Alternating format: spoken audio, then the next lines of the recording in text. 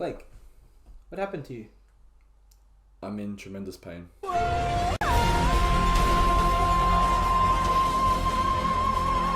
Okay, so Scott, did you see Once Upon a Time in Hollywood? I did see that movie. Did you see that movie? We saw it together. I forgot about that. Yeah. We actually saw it in 35mm. We did. We saw it on film. Yeah, that was pretty good. It was the pretty good. only theatre in our city of that was screening it in film. I'm going to blank out where it's in the city. Okay. Don't want to dox ourselves, you know. Yeah, we don't want to get followed by Okay. mafia. So Scott, did you like the movie? Yes, one of the best movies I've seen this year. Yeah. If not the best movie. The best? That's come out this year. Yeah. Yeah. What about you? Did you enjoy this film? I gotta say, for me, it's up there. Oh yeah. Yeah, Okay. it's probably my second favorite film of the year, behind a South Korean film called Parasite. Yeah, you told me about that. I haven't watched it yet. Yeah. I gotta watch it. Yeah. It's pretty good. It's about like poor people who are like trying to hustle the rich. Has it got a parasite in it?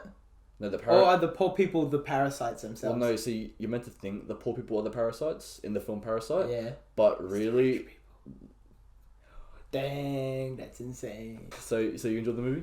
Yeah, it was pretty cool. Tarantino did it again. He did it again. Yeah, he did it again. First time in 10 years First time it hasn't been 10 years. since he had a good movie. Hateful Eight's a good movie. It's a good movie. I enjoy that movie. He seems to be patting himself on the back with every film. Yeah. And I mean, I think it's well deserved though. I think it works in Once Upon a Time in Hollywood more than those other ones. Well, more than Django and Hateful Eight, because Once Upon a Time in Hollywood is about Hollywood and Hollywood actors being bad people. Yeah. And I think it's pretty funny in that regard. Yeah. But yeah, it was really long. Yeah. I loved it. But like, I didn't feel the runtime at all. A lot of people have complained about the length. Yeah. Yeah, it is what 2 hours and 2 hours and 45 minutes or something like that. Yeah. Something like Plus 2 post-credit scenes. Yeah, Two? we didn't stay back for the second we one. I didn't stay don't for the think. first one, and we heard the second one as we were leaving. Batman or something. Yeah. But I don't know, man. Like the whole time that the film, I was just having so much fun. I didn't want to leave. You know. Yeah, like the runtime, you don't feel it at all. No. In the whole film, you don't. And I feel like that's mainly because of DiCaprio and Pitt. Their performances, Yeah, like you got Cliff, which is a Hollywood stuntman. Hollywood stuntman for Rick, which is DiCaprio's character. And they're both going through a midlife crisis, and they're dealing with it in different ways. Is Cliff going through midlife? I I feel like he's just going with the flow. And he doesn't really care at all. Yeah, but happens. like I think he is definitely having a bit of a crisis himself, but he's just not dealing with it as much externally. as without going into too much spoilers, you know, like towards the end of the movie, you know, he's losing sort of his direction in life. Yeah, he's losing, you know, like the main thing that it's about him that he, you know. I don't know. I don't want to go too much into it. Yeah, but I think watching. I think on a rewatch, I think that midlife crisis thing will really show through. Okay, all right. Because like, he's like for sure. Cliff is one of, if not my favorite Tarantino character in any of his films. Even though he was so cool. Yeah, but he's a bad person. He's a really bad person. He is a bad person. But. No, I can't say that because it's a spoiler. But are you talking about the scene in the car? No. Are you talking about the scene at the farm? No. What are you talking about? I was talking about what he did in the past. Oh, yeah, that's funny. It's funny, but like Tarantino. Yeah, I can speak English. Tarantino. The way they filmed that was like he's making you come up with your own assumption. Yeah. On whether or not it actually happened or not. Yeah. Yeah. Well, you know, you can watch the movie and find out what we're talking about because it's pretty funny. This was by far probably the funniest Tarantino film that I've seen. Anyway, I was laughing throughout the film a lot. Yeah, no, definitely. You know, everyone in our audience was, because we did see it at a fairly artsy, crowdy cinema. The cinema was like really cool. It's like guys, the in. I'm gonna blank all that out because I don't want to people know what we are. Yeah, like it's just two people living their life, like going about their day, pretty much, you know. Yeah. And it's not really of any consequence what happens. No. Yeah, and I love that. I love that. It was just No, I get that. It was just really comfy. I think that's the best. This film is so easygoing as well. Like it's comfy. Apart from like the end, which is obviously the ending's gonna have ending. By the way, like the third act is just so good. It's perfect. The third act is just perfect in the film. It's ridiculous, but in the right way. But throughout the film, the way it's structured, there's not really like a main plot to the movie. There's no plot. There's a story, but there's not a plot. Yeah, there's a story. Like it's just more like events happening, and just getting to know the characters and seeing how the characters react to it. Exactly. There's not really an actual story going on. Like you've got the bare minimum of like a bone structure of a movie. Yeah. Okay. Yeah. So we'll talk about that last act. Just how brutal and violent it was. How crazy it was. Yeah, like I was really worried going into this film because Tarantino films are always very violent. Yeah. Like knowing the fact that it covers a lot of real people that really died. Yeah. Like Sharon Tate and her friends, like in real life, they were brutally murdered with like blood and satanic, signs all over the house. Yeah. And I don't know, man. I don't know how going into the.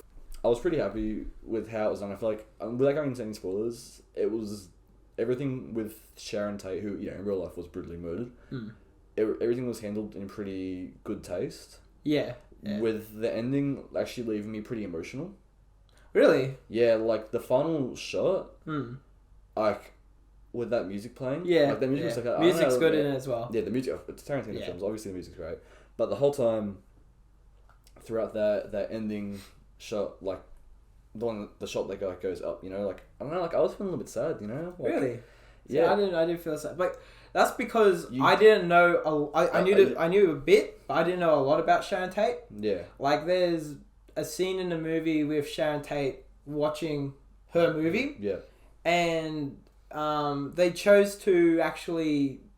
The movie that she's watching show the tape of the real Sharon Tate. Yeah, so they kept... But I felt like that was an interesting choice as well. Yeah, because I remember... I didn't know what Sharon Tate actually looked like. So I remember when I was watching the film, I was like, what is going on right now? She's reacting to a person that's not even her. But then I was like, oh no, that is her, but it's the real life Sharon Tate. Yeah. Yeah. And I like moments like that really helped to humanize the character. Yeah. Which I felt was very beautiful. Like the whole film was a love letter to, Hollywood and, old Hollywood movies that no one cares about, like to the westerns that everyone thinks are stupid, to the shitty low budget horror movies that Sharon Tate was in, not horror movies, action movies, sorry. Yeah. You know what I mean, that she was in. Or she was in like some sleazy, the big movie that she's known for is The Valley of the Dolls. Okay. Something like that, yeah, but like it's a sleazy movie. It's a love even that like even dirty movies get premieres. She says at one point, she's amazed by at one point. Like it's the film is like loving of all aspects of Hollywood, even down to celebrating this one actress who was only in a few movies her whole career, and she died a horrible death, and like she only I don't know if I remember this man, but it's a crazy movie, It is a pretty crazy movie. Yeah. Yeah. Like, yeah, I can see people not liking this. I can see people getting pretty offended by it. Not even offended. I can fully see why people just wouldn't enjoy the way it's done.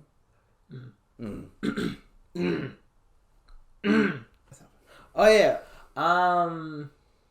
See, my biggest problem with the film was Sharon Tate. Yeah. Because she didn't really get any characterization apart from being Sharon Tate. I feel like she's meant to be sort of an avatar for the audience in that regard. Yeah. The way that she is throughout the film, she's just happy, celebrating life. Again, that movie theater scene where she's watching herself on the theater, it's probably my favorite scene in the movie. See, that's probably like the lowest thing for me. I don't know, like that scene was just like so beautiful. Like there was like Tarantino films get old after a while because he's so full of these, these quips and these quirks that he uses all the time, and like it feels so. They're the best parts. But like at times it just makes his films feel very insincere. Yeah. It takes away any emotional value because the whole time you feel like Tarantino himself is walking in front of the camera and winking at the audience. Yeah, I get that. Whereas that scene where she's seeing herself in the film and it's just her laughing and enjoying the moment and the feet. I'm against that. But she's just enjoying the film. She's like loving the fact that she could be a part of something greater than herself. Yeah. And people are happy that she exists. that scene was so beautiful to me. Yeah. And then Tarantino ruins it by having Margot Robbie put her dirty feet up on the camera. Yeah. Yeah. There is a lot of feet. I didn't know that Tarantino had a foot fetish. You didn't know? By the end of this movie, I knew there was a lot of feet. Well, yeah. Just go next time you watch any of these movies, you'll see Look out for feet. Yeah. Like in Kill Bill, there's that whole scene where she has to wiggle her big toe. Yeah. You know, in Inglourious Basterds, there's the whole thing with the shoes. Oh yeah, there is a. Yeah. Damn. Anyway, anyway, back to Sharon Tate. Like, she just in her character in the movie didn't do anything. She just dances, smiles, laughs. That's it. Yeah. That's it. Because legit, she's happy because she's in Hollywood, and Hollywood. Yeah, exactly. So she's happy. Just a and happy he wanted to capture all the positive sides of Hollywood. Yeah. See, but it could also be like Tarantino might have been scared to do more with that character. I don't know. I don't think he was scared, because if he wanted to do more with that character and he was scared of it, he would have just changed the names and used an analogous character. Okay. And made up his own character with similar traits, or he would have just done it. Yeah. I think the changes that he made to the real life story of Sharon Tate, without going into, because don't want to spoil the movie, and the characterization. I don't know. I feel like it really humanized her. Yeah. And it really subverts some of the audience expectations. Yeah. Anyway. Closing thoughts on the film, because we're on a bit long. It's really good. DiCaprio really good. And Brad Pitt, like, honestly perfect. They carry the whole film. Those two characters just make the whole film as good as it is. Yeah, like I love the cinematography. I love the writing. I love the music. That's it. Actually, I'd say the writing was probably a bit weaker in this one. No, I thought the writing in this one's probably actually we'll get to the best. We'll talk about what we like about the film now. Yeah. Okay. You really like the writing in this film? I like the writing. It was so funny. There's scenes with just Brad Pitt and just talking. That's it. Like, they're actually watching a movie that they're in, and you're just hearing their commentary on the movie that they're starring in. And it's some of the best scenes in the movie. Like, there's this one long take within the film of Leonardo DiCaprio in character attempting to do a long take. But he messes it up. Yeah. But the whole thing in the actual movie is a long take. Yeah. And it's insane. It's so good. It's pretty good. Yeah. Okay. See, for me at least, I felt like the writing was probably the weakest part of this film. Because I liked the performances and the actual... the way everything looked and felt and the editing, everything. I liked that. The way that looked was awesome. But the dialogue was probably the weakest of most of Tarantino films. Like, even Hateful Eight, which I really was not the biggest fan of, that film did have some really good dialogue because the characters were revealed through the dialogue. Whereas this, I just wasn't a fan of some of the writing in this film. I felt like it was a bit lazy. I feel like at times he resorted a bit too much on his tropes. Anyway, all that aside, everything else in the film I loved. See, yeah, because really only, apart from maybe a few bits in the second act of the film, might have just caught my attention. I do know there was a bit where I wanted to go back to Brad Pitt's character because we were focusing on, what's his name, Rick, a little bit too long. Yeah. I was like, oh, what's going on with these other people right now? So maybe some bits in the second act. Some of the pacing, okay. Yeah, the pacing in the second act could have been a little bit better. But my biggest gripe would have to be Sharon Tate's character being just kind of not just... She's just there. Yeah. In the film, she's not really doing a lot. I think because Brad Pitt and Leonardo DiCaprio, I think because Rick Dalton and Cliff Booth both show uglier sides of Hollywood. Yeah. So Cliff Booth is like this misogynist, person who's happy to kill people, in horrible ways. And then Rick Dalton is also like not a great person who just wants to be famous and doesn't really care about the art and cares about what people think about him. Like, they're showing the ugly sides of Hollywood, whereas Margot Robbie, Sharon Tate, she's like the positive sides. She's just the joy in making people happy. Yeah, she's just she gets everything her way, sort of thing. Whereas what's it called?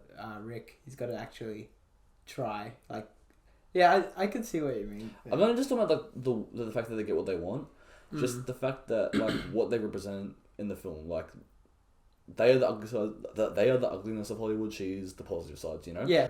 Anyway, where does this rank for you in terms of Tarantino films?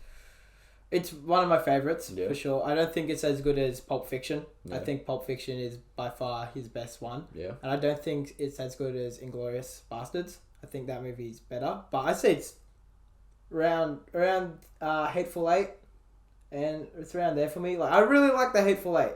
I think that movie is. I don't know. I really like that film. Okay. Look, honestly, I should go back to it because I haven't seen it since 2016. Okay. Yeah. But I haven't seen all of Tarantino's films. So which ones haven't you seen? I haven't seen the Kill Bill films. Yeah. And then I haven't seen like his like. Have you seen Death Proof? No. Okay, 1 second. Sorry, I recently moved and now my Blu-rays are in alphabetical order. Okay, Death Proof. Thank you. Reservoir Dogs. Thank you. And Kill Bill 1 and 2. Thank you. I will watch these eventually, along with all these other movies that I have to watch. Yeah. Okay. I would watch this one. Reservoir Dogs. I've heard good things about that. He said good things about it. Anyway, yeah, for me, funnily enough, I've seen all of his films, and I would give it the same ranking of third place, just behind Pulp Fiction and Glorious Bastards. But I wouldn't have Hateful Eight nearly that high. Okay, no, I'd have, but I haven't seen. You haven't seen them all, so yeah. You know you'll get to it one day. Exactly. Anyway. This has been the. Why are we still here? Just to suffer every night.